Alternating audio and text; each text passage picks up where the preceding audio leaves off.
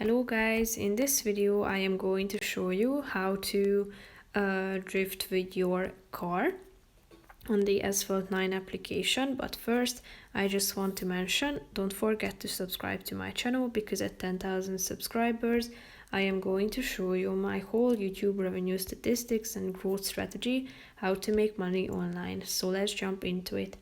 First of all, open the app on your phone and then tap on the play button down below in the right side corner of the screen. After that, you will be directed to this page, which is a layout of the or a preview of the race that you are going to participate in.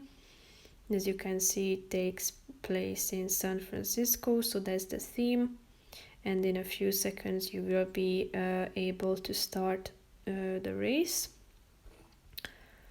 After that, if you want to drift, all you have to do is tapping on your phone and then sliding or moving the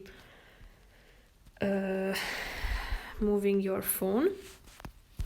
That's how you can drift, and by drifting you can collect nitro speed boost as well, meaning that if you tap on it you will be able to go faster.